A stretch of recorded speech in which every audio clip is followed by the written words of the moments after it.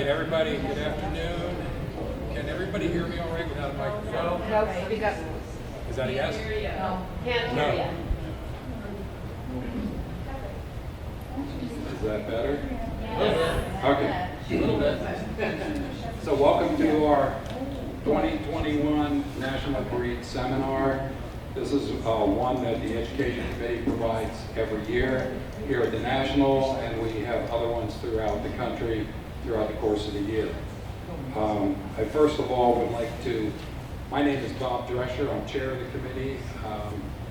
I would like to find my note. There it is. Oh, it's not it. Anyway, I want to thank the committee for the work we've done this year and also acknowledge or mourn the loss of one of our committee members who's also an icon of our club for years, Lori Nickerson, who passed away recently. So may she rest in peace, and we send our condolences to her family and her many, many friends, of which we are all here friends of hers. So anyway, all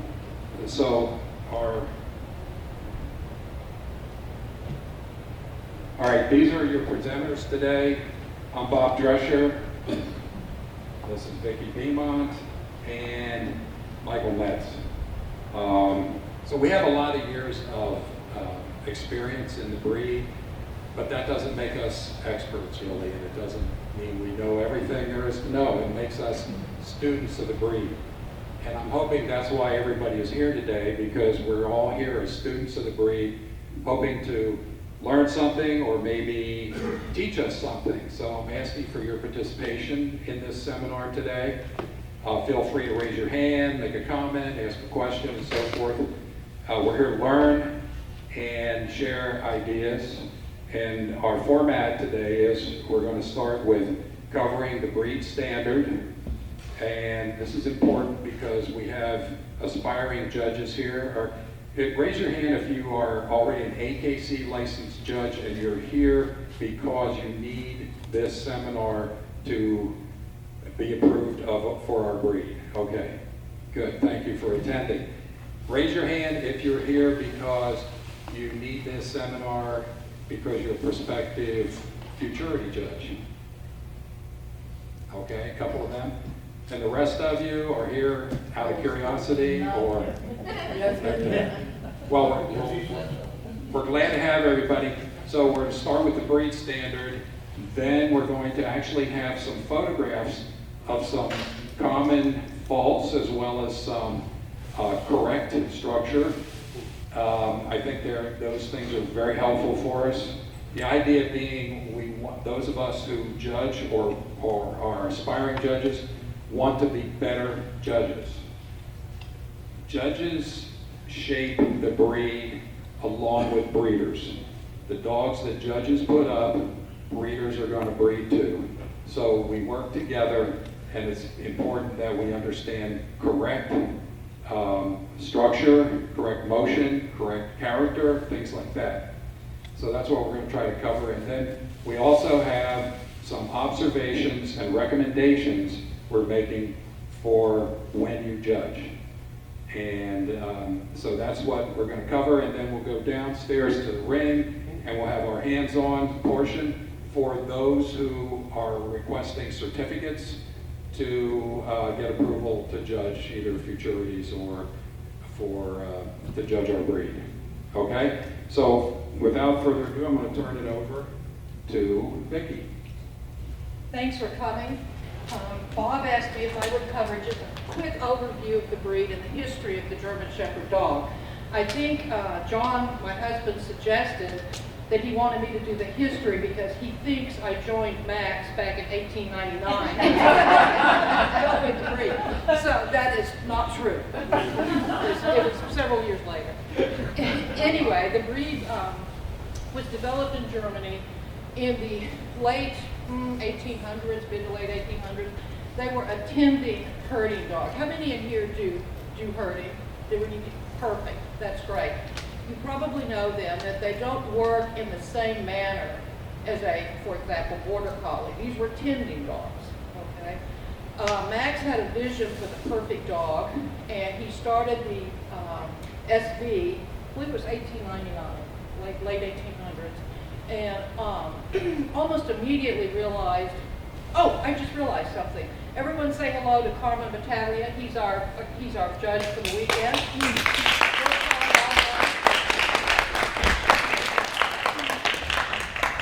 Anyway, Max realized almost immediately that the breed was being replaced in the herding field. So he turned his attentions to developing a breed that was utilitarian for a number of purposes, mostly law enforcement, military work, that sort of thing. And so our breed has become known as an extremely versatile dog. It can herd all right, but it can do many other things as well. His purpose for the breed was for the breed to be a working dog. He went on and on and on about he wanted the dog to be remembered as a working dog. Supposedly, the legend is that his final words as he was dying was that to allow the shepherd to always be a working dog. So when you're judging the breed, please bear in mind, tending dogs do not run 90 miles an hour.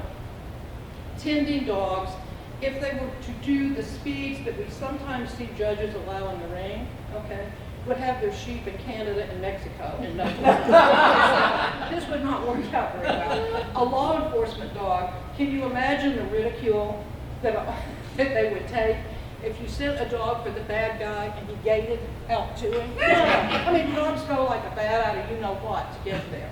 So these have to be athletic creatures. They should be judged at a pace that you can see the working ability of the dog. And before I turn it back to Bob for a review of the standard, please keep that in your mind the entire time you're working. When you see a dog and maybe his hindquarter is a little more extreme, ask yourself, could that dog clear a Schützenhürden? Okay, could he scale a fence? Could he turn on a dime to turn back a sheep? Does he have that ability? Okay? The answer is no, it's probably not correct. Okay.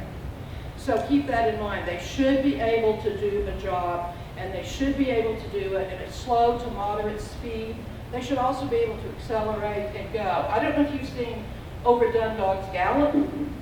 It's ugly, okay? They look like little baby kangaroos. So we don't want that look. We want an athletic, firmly muscled dog, and that's why we have the standard. That's why the standard is so important to us. So if you will take the mic, Okay. have a go. Thanks, Vicki.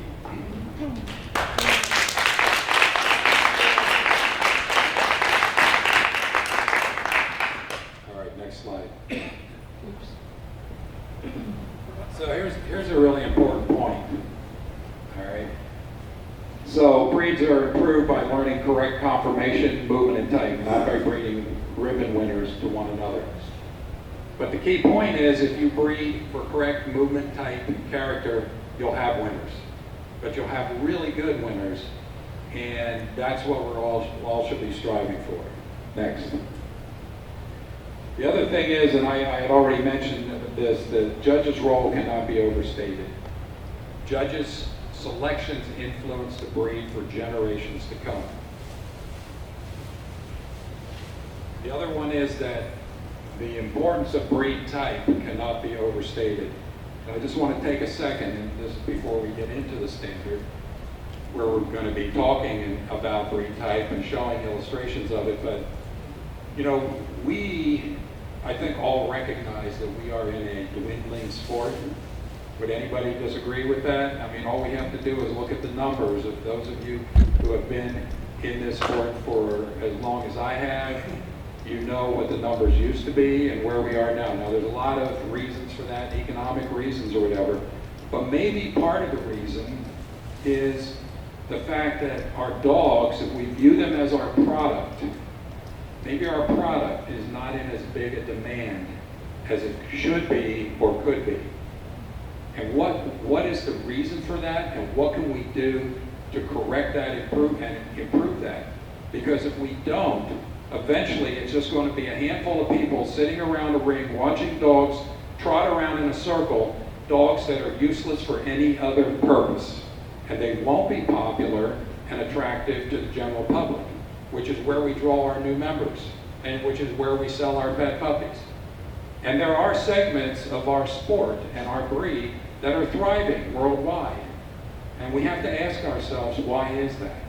So let's be open-minded and think about that, and think about what can we do to improve our breed type so that it is becoming more correct and more popular.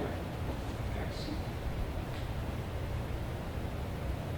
So the new illustrated standard was rolled out last year. We rolled it out at this meeting last year. It was the standard committee, co-chairman Mary Ellen Kish and James Moses, committee members Vicki Beaumont, Gloria Birch, Ken Boyles, Barbara Lopez, Dave Rinke, and Martha Simonet.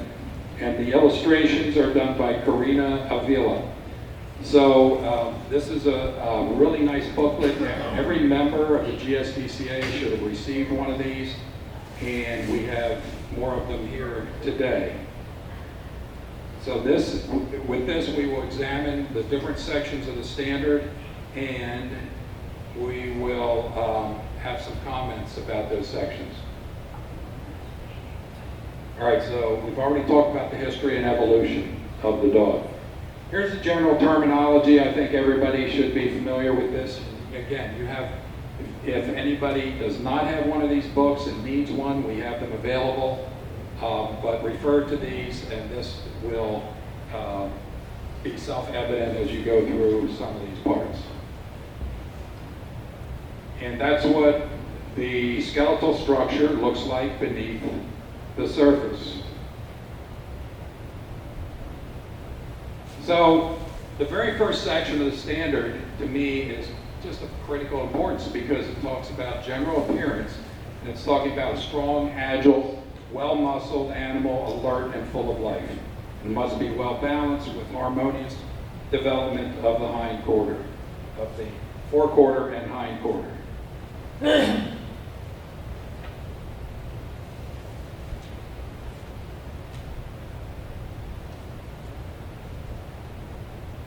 The standard describes the German Shepherd dog as deep body, longer than tall, and presents an outline of smooth curves rather than angles. It's substantial and not spindly, and giving the impression of fitness and nimbleness rather than clumsiness and soft living. And then there is this. The ideal dog is stamped with the look of quality and nobility, difficult to define. We often call it the look of eagles. German Shepherd dog is a complicated dog to judge, I think more than most other breeds, because we often think of a breed as having an essence. What is the essence of a given breed? But I think the German Shepherd dog has more than one essence. In fact, I would break it down into three parts.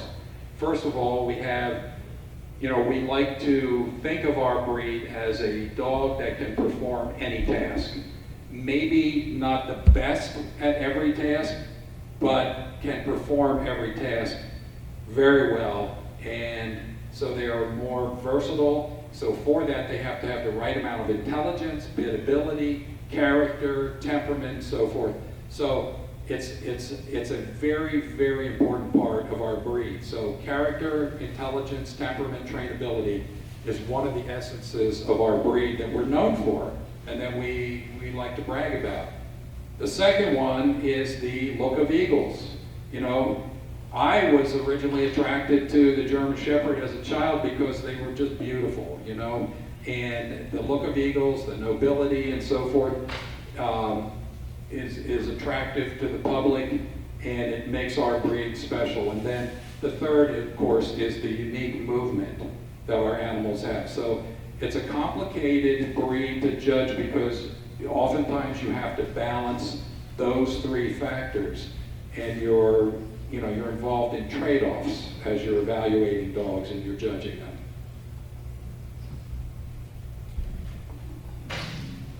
So here's a depiction of a male German Shepherd dog, and we have a photograph of a recent Grand Victor, which in our opinion, it very well exemplifies a real beautiful male German Shepherd with pronounced secondary sex characteristics and very good structure. Females should look feminine. And so here's a photograph of a well-structured, feminine show bitch. Okay. So then we're talking about character and temperament. The dog must be approachable and must quietly stand its ground and meet overtures without itself making them. It's got to be poised, eager, alert, have some drive, and be able to serve in many different capacities.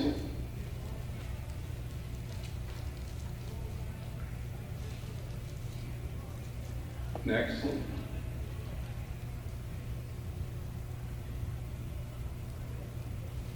Next. So our dogs should not be timid and shrinking behind the handler or the master, and nervous, looking around, showing anxious expression and so forth, tucking tail, and flinching at sounds or sights. So lack of confidence under any surroundings is not typical of good character. Any of the above deficiencies in character which indicate shyness must be penalized as very serious faults, and any dog exhibiting pronounced indications of these must be excused from the ring. A little bit later, we're going to talk about the loose lead exam. You have to be able to observe the dog's teeth. If it's a male, the testicles, make sure they're descended. If the dog attempts to bite the judge, it's got to be disqualified.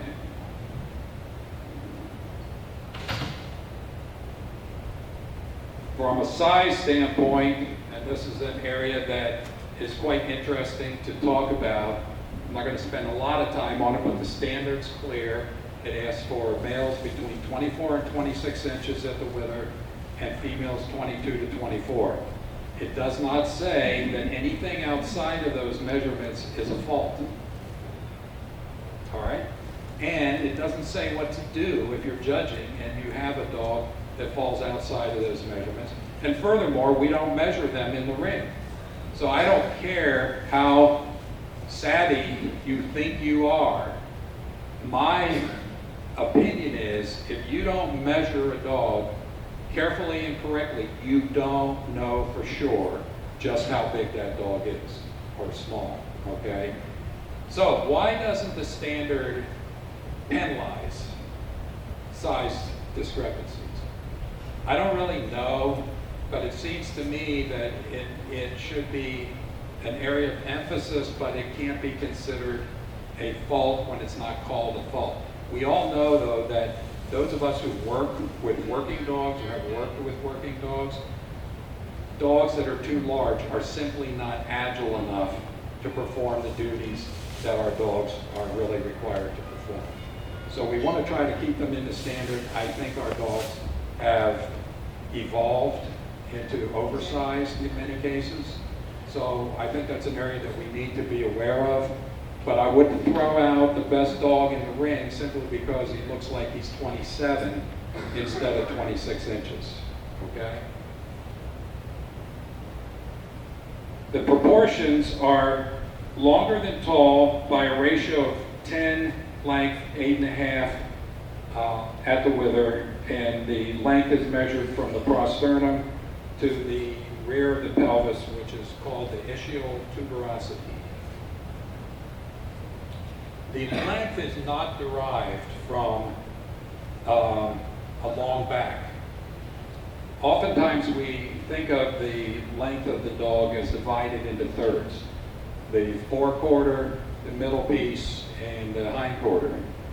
And a lot of times our dogs that have too much length, it's because their loin is part of their middle piece, their loin is too long, which is a weakness. And so we see a fair amount of that in our breed. It's to be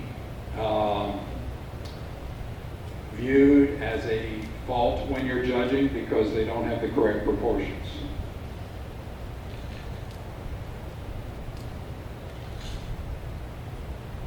Next.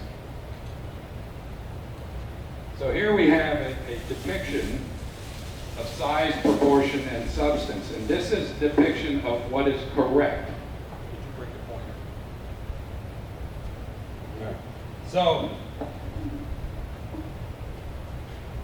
Here it comes. here it comes. All right. So, 50% of the depth of the body. All right, so the standard says the sternum is supposed to come to the elbow. So if we're going to follow the standard, and this is the sternum, it's at the elbow, right? But what is beneath the sternum is some muscle, some flesh, and some trimmings.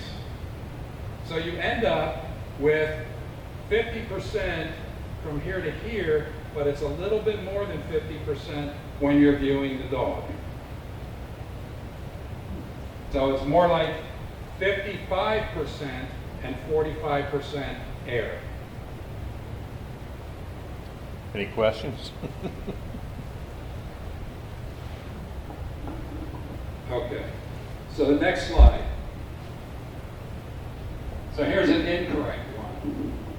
So this is showing 55 coming to the sternum, which is too deep. So we don't have enough distance down here under the dog. So this dog is too deep. Next one. Did we not have I got another ahead one? of it, sorry. Back. Okay.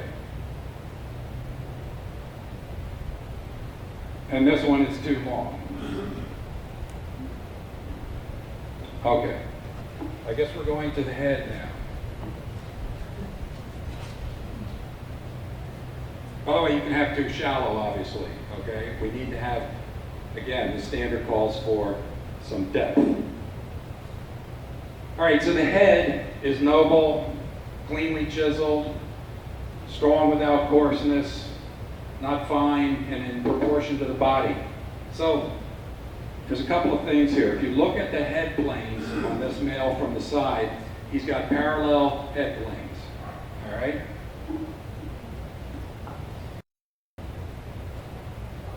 He's got a very moderate stop and good depth to the muzzle and a strong underjaw. It's obviously a male head, which is important. And just because a head is large does not make it correct. It's got to be shaped correctly, right? And the other thing is, we must go around to the front of the dog and view the head from the front, because you can see dogs that'll look correct from the side, but when you get around to the front, you'll see that the skull is way too narrow in relation to the muzzle. So it's really important to look at them from the front, and that's a really important distinction because we see a lot of narrow skulls on our breed today. And a female can have a strong head and still be feminine. All right, we see the same correct lines and structure to this female head, and yet you can tell it's a bitch. The other thing I'll say is correct proportion, correct size and proportion to the body. So I've seen pictures of dogs that have a lot of body, and you look at the head, and the head's small. Now, it might be masculine, but it's small in proportion to the body. So we want a dog that's got the head that's large enough in proportion to the body, or else it's going to look totally out of balance. Here's the male head from the front. So we have width of skull, we have beautiful ear set on this dog. The expression is good and strong. The head is much broader than the muzzle, and the eyes are set obliquely and are dark. And there's a female head, which again is not too refined and yet feminine. Muzzle must be predominantly black. If it's not, if the nose is not, the dog must be disqualified. Okay? And teeth, 42 in number, 20 upper, 22 lower. And we're looking, when we examine the dog, we're looking at for a scissors bite first. If we have a slightly overshot bite, it's a fault, but not a super serious one, unless it's really overshot. And an undershot bite is a disqualifying fault.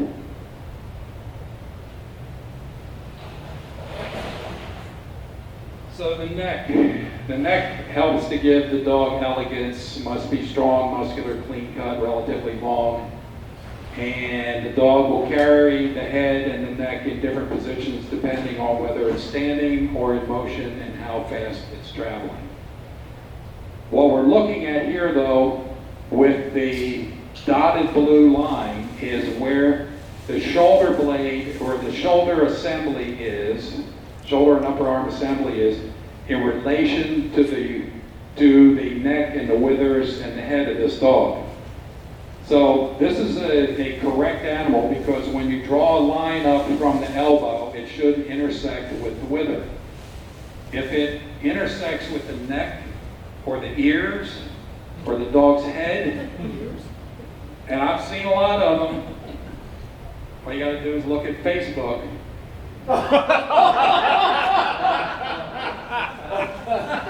That's just wrong.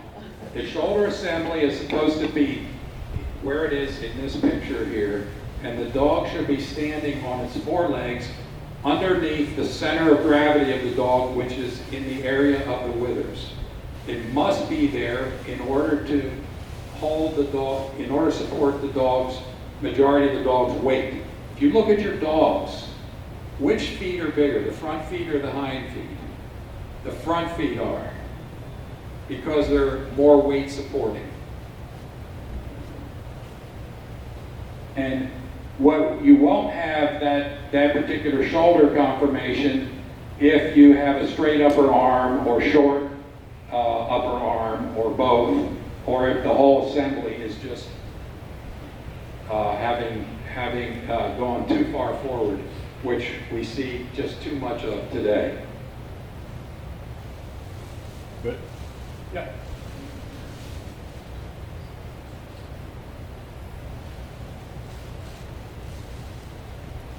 So again, there should be a prosternum which protrudes an inch or two in front of the point where the shoulder and the upper arm are joined. The croup is shown here, and we're looking at angle of a croup and trying to determine what is a correct angle. So 30 degrees to the pelvis, but 23 to the actual visible croup. And a lot of times, I think people have trouble visualizing when they look at a dog in the ring or standing around or even a picture. Does it have a steep croup? Does it have a shallow croup? How do I know? When the dog, there's a really easy way to tell. When the dog is standing or in motion, other than when they're at full underreach or full follow through, this angle should be the same as this angle. Okay? So if you have a dog standing here and you see a croup that is like this, and this is like this, you know it's too steep, and vice versa. And that's a real quick way, visual way, to see whether you have a steep croup, a correct croup, or a flat croup.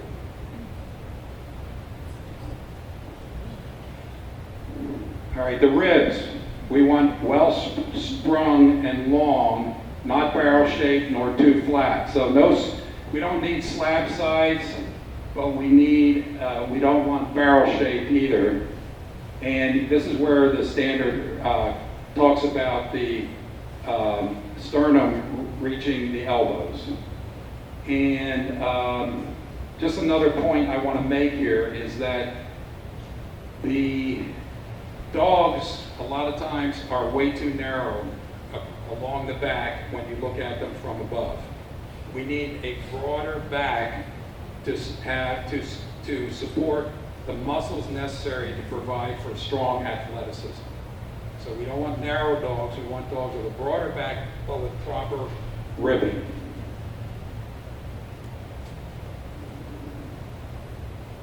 A little bit of tuck up is fine.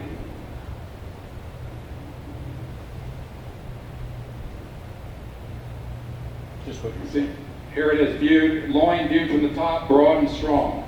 Undue length between last rib and the thigh, when viewed from the side, is undesirable. So this area here, if it's too long, there's a weakness there, and it's not desirable.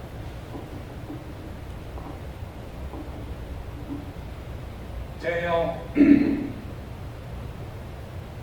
So a beautiful smooth tail set and long croup are a thing of beauty. And it's important for the appearance of the dog, but also for the function of the dog, in that dogs use their tails as a rudder. We, in my opinion, are seeing an awful lot of tails that are not healthy tails.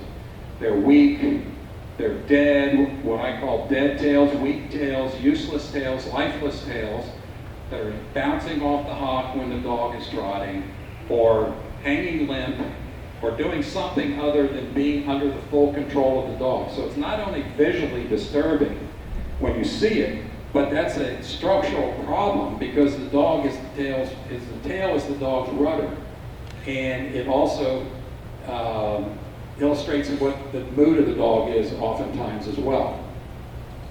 So for me, when I'm judging, dead tails, lifeless tails, very weak tails are really a deal killer unless I have a class full of them and I don't really have any choice other than to place a dog first that has a tail problem.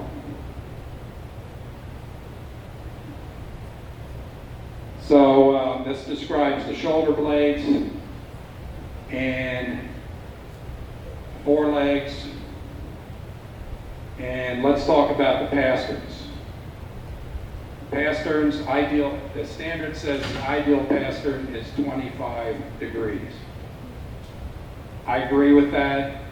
I don't like to see pasterns that are really much more than 25 degrees. You know, some years ago, we had a lot of pastern problems, very weak pasterns. If you've ever had a puppy that went down on its pastern so bad and never came up, it's heartbreaking. It's painful to watch. We had a fair amount of that at different times in our breed in the past.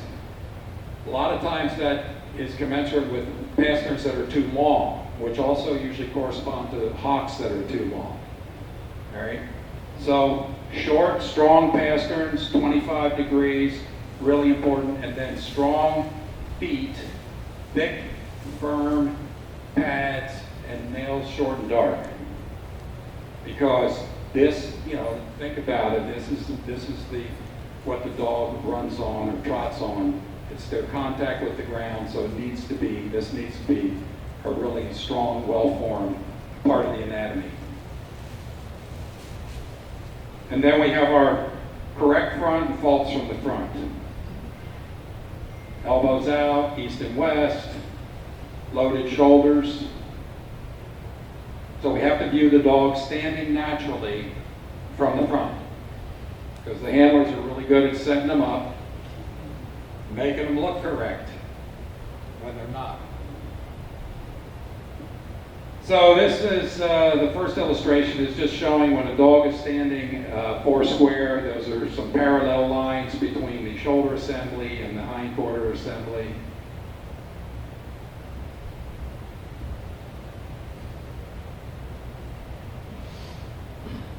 And then we view the dog from the back. And we do this, of course, as they're going down and back, and also while they're standing. So the correct rear, they stand fairly parallel, and they single track going away. We don't want cowhocks. Next. I think I'd just interject real quick that this is a spot where, as a judge, where you want to try to have them stand naturally, because you can expose any concerns and see these.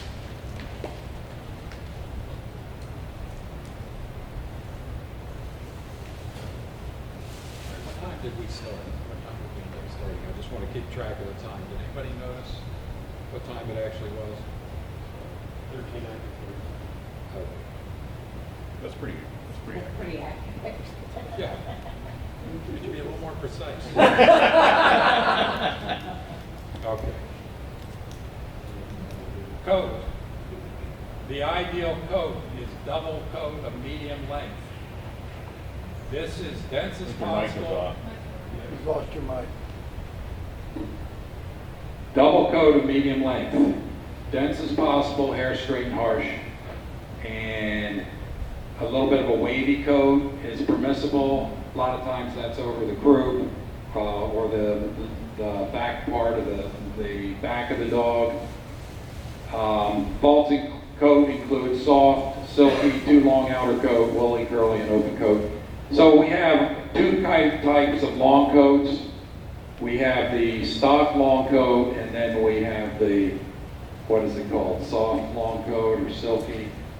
The stock long coat has become pretty acceptable for showing, and we even have long coat classes. A lot of dogs carry the coat factor. You know, I can remember when I first got started in the breed, 50 years ago, it was standard procedure when you're getting ready to breed your bitch and you're calling around to stud dog owners. One of your first questions is, does your dog carry coat? And if your dog carried coat, you didn't want to breed to that dog because you don't want long coats, right?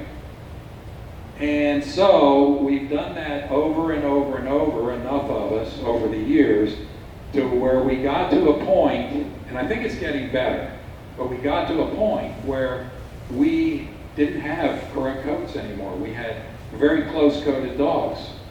And now it seems that people are not as allergic to having a few coated puppies in a litter. People love them, public buys them, they usually have great temperament, sometimes they're the best puppy in the litter.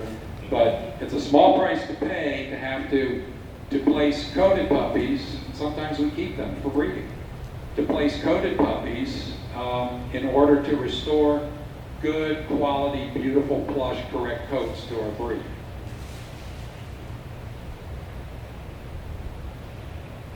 These are the colors that are, the variety of colors that are acceptable. When you're judging, you must become colorblind. You don't penalize a dog because it's a sable and you don't like sables, or it's solid black and you don't like solid blacks, or you have a particular preference. Save those preferences for your breeding program. But when you're judging, all these are equally acceptable. Now, strong, rich colors are more desirable, and good, strong pigment.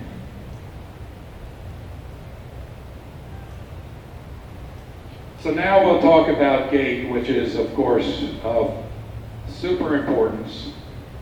And we understand that the gait must be elastic and seemingly without effort. So the German Shepherd dog is a rear drive dog. So it must have a correct, strong, functioning hindquarter, because 70%, approximately 70% of the propulsion for that dog, the forward propulsion of that dog, is coming from the hindquarter. 30% comes from the forehand, all right? But the most of it comes from the hindquarter. So if we have faulty rears, where we don't have correct structure, we don't have correct underreach and follow through, we don't have clean action going away, we are impairing the dog's ability to propel himself or herself properly. And that is a serious fault.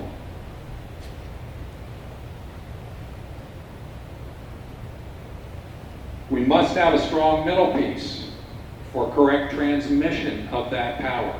So we have propulsion from the hindquarter, then we have transmission through the middle piece, and this is where the strength of back and the short loin, correct loin, is so important.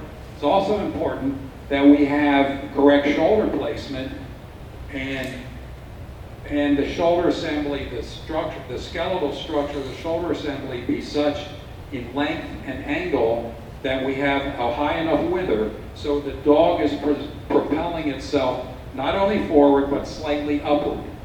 The center of gravity on a German Shepherd dog is at the wither. The faster it goes, well, it's sort of toward the rear of the wither. The faster it goes, it moves slightly forward. But because that's the center of gravity, as it's propelling itself forward, if it had a completely level back, gravity is forcing the front end of the dog down, and it's going to be pounding on the fore assembly. So we need a dog that moves with a slight uphill angle as it's propelling itself forward.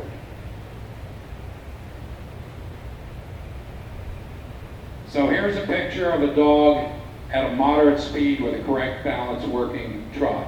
And we see here a nice underreach where the toe of the left hind leg is on the ground, but the heel is not. Now, the grass kind of conceals that. The extension of the hind leg is fully open with the toe close to the ground. This angle is open, this angle is open. Strong back, uphill to the wither. And here we see where the fore assembly, this joint and the shoulder and upper arm joint up here is supposed to be opening simultaneously as the dog strokes the forehand forward. And then this picture is a more extreme side gait, bitch moving at a faster extended trot. And again, we see the toe on the ground and not the heel. We see the right hind leg. And this angle here of the hock is the most desirable at this gait. Any more than this, and it's superfluous. Any less than this, and it's a locked, somewhat, or a fully locked hock. Next. Sometimes our dogs will pace. They pace because they're tired. They pace because they're going too slow. Some dogs pace more naturally than others. And it's easy for the handler to pull the dog out of the pace, and I wouldn't penalize the dog for pacing a little bit. Obviously, if the dog paces the whole way around the ring, you're going to have to instruct the handler to get the dog to trot, or you're not going to be able to judge it.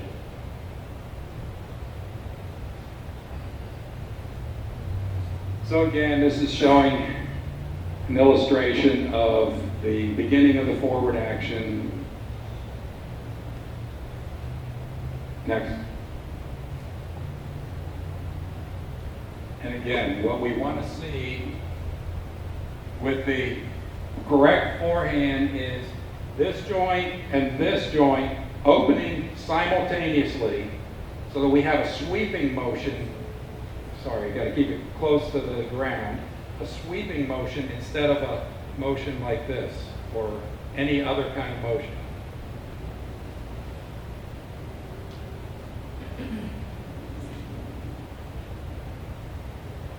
Next.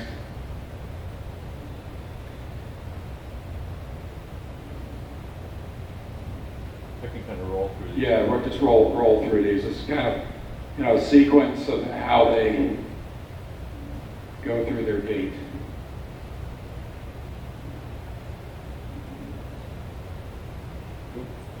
So here's some examples of incorrect.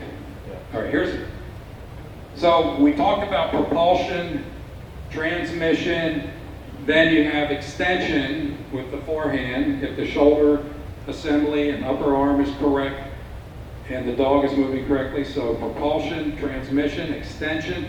The dog's doing all that right, there's a good chance the dog is going to suspend. That's where all 4 feet are off the ground twice during the gaiting cycle. And it's a beautiful thing to watch, and it allows the dog, but it should be a forward propelling suspension, not just an up and down type of movement. So here's some incorrect things all in one dog. Now, if this is your dog, I apologize. We did not get your permission. All right. Toe dragging. So I always look for toe dragging pretty much right away when I'm judging. And the way I do it is the first time or two around the ring, I get over close to the rope and have the dogs go by me, and I look down and I want to be able to see if they're dragging the tops of their toes on the underreach, of their hind legs on the underreach. Now, having said that, some dogs will drag their toes slightly on a tight lead, but won't on a loose lead. So you want to be careful that you don't penalize dogs for doing something on a tight lead that's the result of having them on a tight lead instead of going loose lead. But obviously, if a dog's dragging its toes, it can't move efficiently. How long could it endure? And remember, we're talking about form follows function. These are supposed to be dogs that can gait endlessly. Same thing with the lifting in the front. Now this dog here has other problems. So the flat group and the high tail set is not only ugly, but it's causing poor underdrive and kicking up in the rear. Next. These are the disqualifications in the standard. Okay, next. And, we already addressed the versatility of our breed.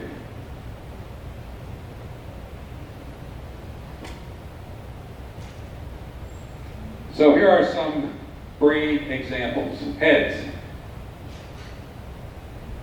There's a beautiful male head from the front. There's another one.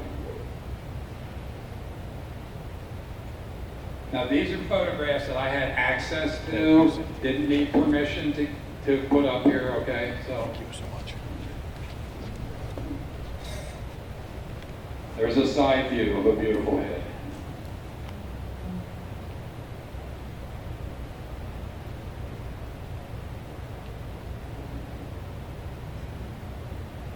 Some of these heads are more perfect or extreme than others, but these are all good, acceptable male heads with good ear set. Good expression, good eye placement. You can tell these are all males. This is a bitch. Bitches can have strong heads and still be feminine. I think I already said that once, but I want to reinforce it. This is not a correct head.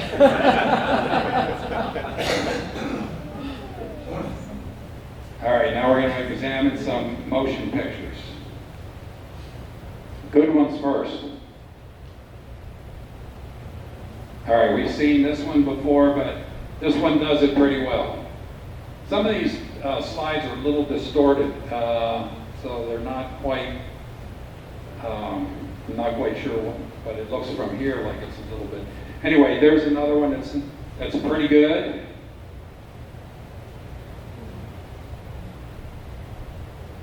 Next. Yeah. Okay. 4 assemblies. Good forehand photos.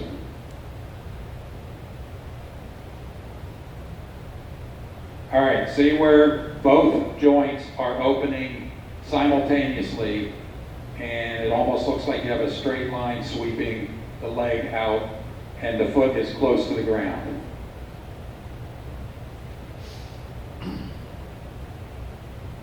Next.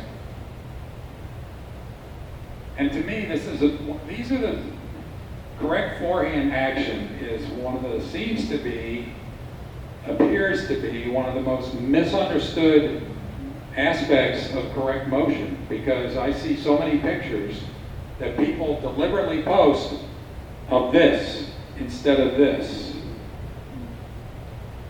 which we're going to show you some examples of what I'm talking about. So this one isn't terrible, but again, the upper arm is, now again, these are pictures of moment in time, so we don't know the whole sequence, but it's the,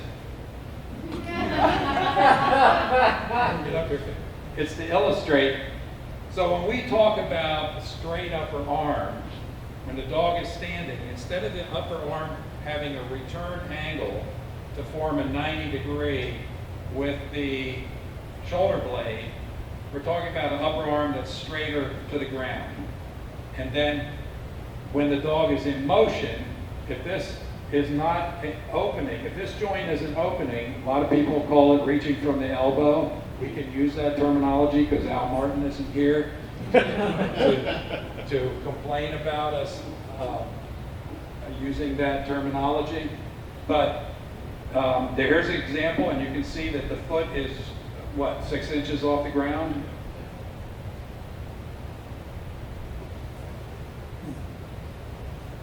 And then the rear assemblies.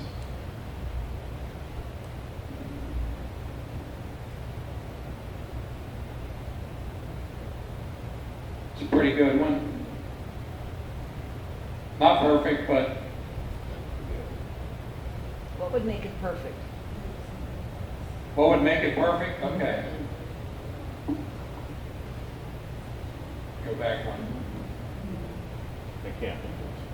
Take it back. Okay. So what we see here is we want to see more of a horizontal line with the lower leg bones and a 135-degree angle with the hock and the toe close to the ground. And here's a slide exemplifying that. So this is ideal with the hock opening. This is wasted motion, it's excessive, and this is not ideal at all. It's a locked hock. Very undesirable, does not give the forward thrust propulsion that the dog needs to work effortlessly. And this is using the stifle as being horizontal or parallel to the ground.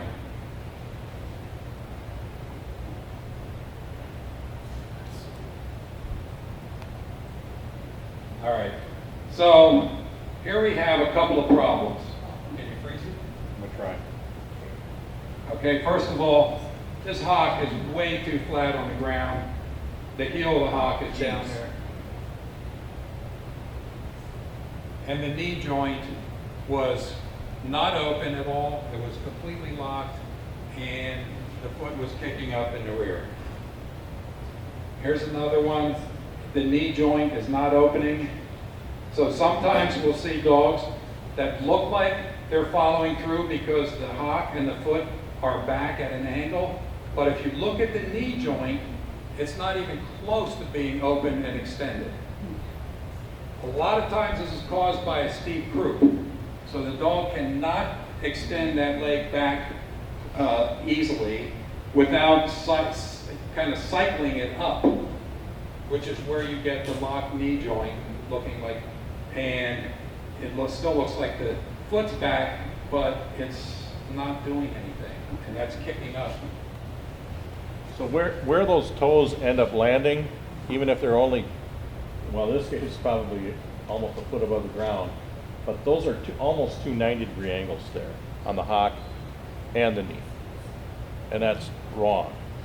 And people just look at where that foot is rather than the rest of that angulation. And you got to look at the whole package. So, I mean, there's a reason this dog is doing this, probably because the forehand is inadequate, and it has to make up for it somewhere. And this is a common area where it happens. I mean, the dog may even have a fine rear assembly, but if the forehand is off, you got to make up for it somewhere. The dog wants to achieve balance. Plus, a lot of times it's because the croup is steep as well. You can clearly See on see this one, yeah. this one's got a short, steep croup.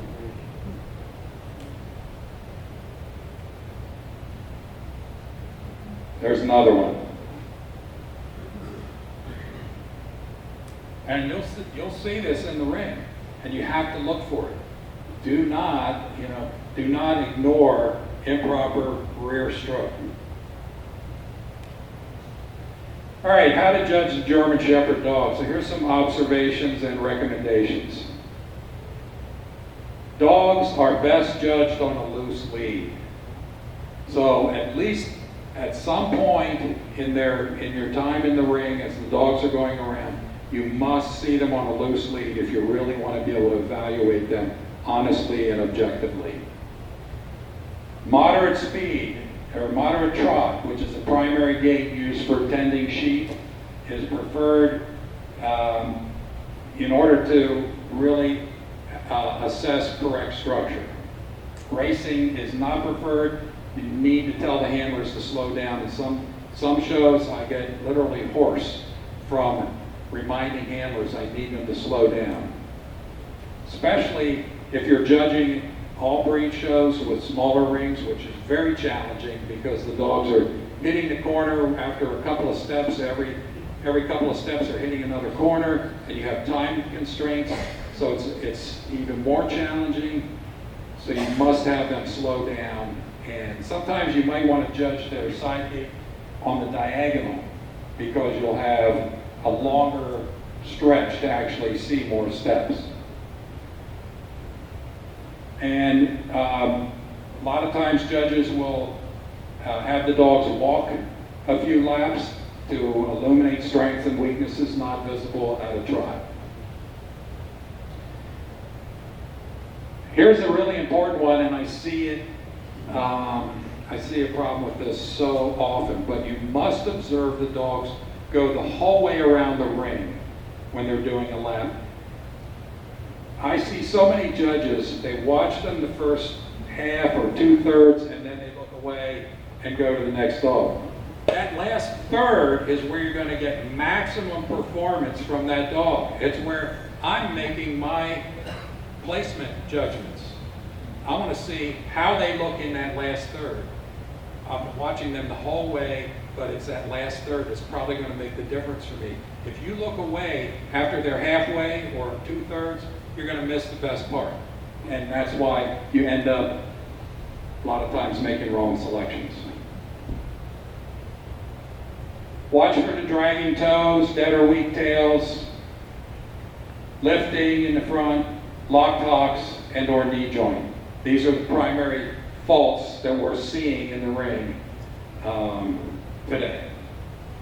And under reach, again, just the toes should be on the ground and good follow through without pickup.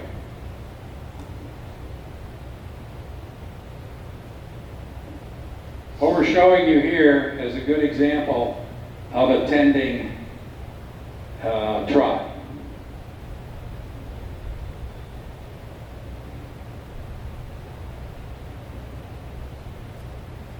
Just a nice moderate speed, you know, and that's what we want to see. With that dog can work all day long. Yeah. Right. All right. I had already mentioned heads should be viewed from both the front and the sides for correct shape and proportion. That's so important.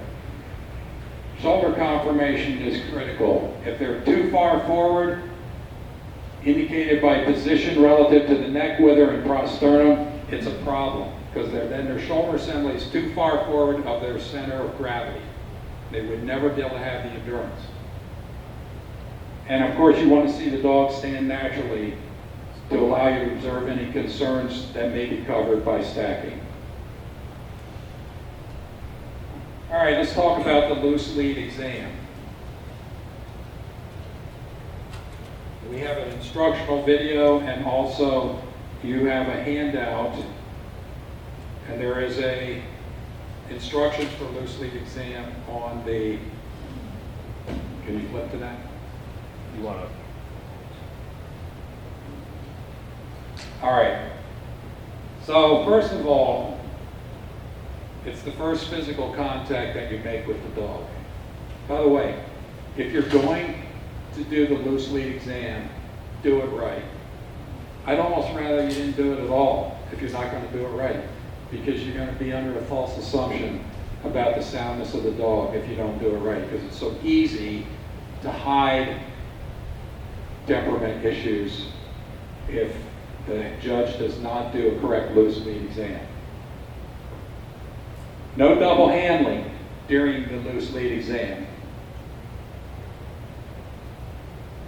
You should have the dog and handler come out to a designated place in the ring, stop, no double handling, and then the most important thing of all, it's called a loose lead exam because we want a loose lead. Any tension on that lead is like a courage assist to the dog.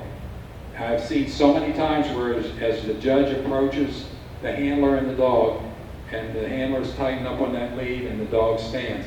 And if the judge is smart enough to say, drop the lead or loosen the lead, and then takes one more step toward the dog, and suddenly the dog is not brave anymore and, does not behave properly. So you approach the dog, you don't have to pet him, you don't have to play with him, you don't have to do anything. You just walk up to them, make sure they're on loose lead, not being double handled, from about 6 to 10 feet away, and then I think it's important to at least make an effort to kind of reach toward the dog. If the dog stands there calmly and confidently, that's really all you have to do. But when you take that last step, and I've seen this so many times, you take that last step, and then I've seen dogs start to go like this, and then the judge just takes a step back and turns and goes to the next dog. That one more step might have revealed a problem. The other thing I'm seeing a lot of too is, in the interest, I think, of saving time or convenience, judges will have the dogs come out, they'll have a dog come out, the next dog come out, and instead of doing it when you do the individual for each dog, they're doing it all at one time, and the tendency then is the judge ends up standing in place, and the handler brings the dog right up to the judge, and turns it around usually and has it facing outside the ring. Handler, judge reaches down, pats the dog, take it back, next one comes out, does the same thing, and it's worthless. It's completely worthless. Don't do a loose lead exam if you're going to do it like that. The loose lead exam will reveal the worst offenders, but it does not guarantee that what you've got, if a dog passes it, is a sound dog. So do not write a critique that says a dog has great character or great temperament based on a 15-second loose lead exam in the ring. All right, because you will end up being embarrassed. That dog, there will be dogs who will embarrass you at the next show. All right, so what it really is, the loose lead exam is a behavior test. Did the dog behave according to how the dog is supposed to behave or not? Maybe the dog is so well trained that it behaves, but it is not sound, okay? Ring size, we know that at regional futurities, we require a 75 by 100 to judge the breed effectively. Small rings penalize better moving dogs. So at venues with limited space, if you can get the superintendent to combine two of the smaller rings together to give a larger expanse for our dogs to gate, that is desirable if that can be done, and sometimes they'll do it. That's it? Okay.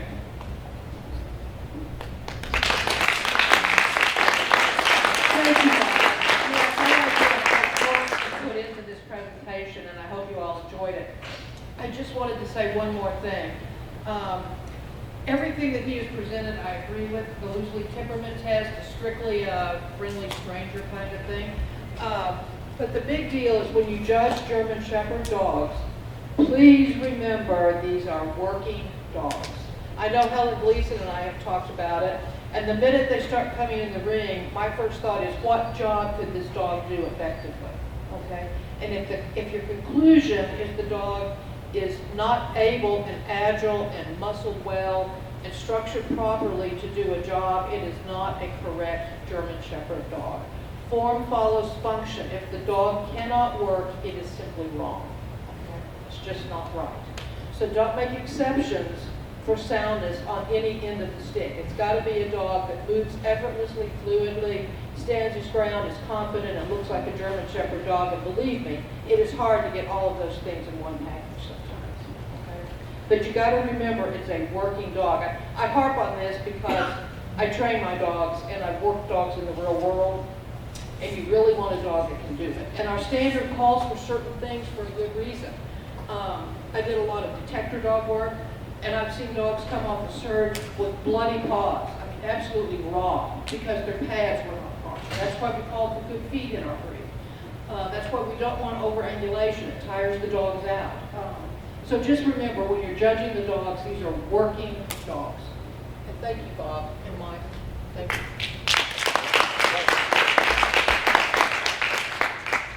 When most people, everybody shows the dogs, they're at a normal or a fast gait around the ring because that's flashy. Do you find any good things walking a dog around the ring? Some judges I have you do do walk that. the dog. I do walk the dogs at least half a lap, and I'm basically looking for football. I prefer that they walk on their feet as opposed to their hocks. I think that's a good idea.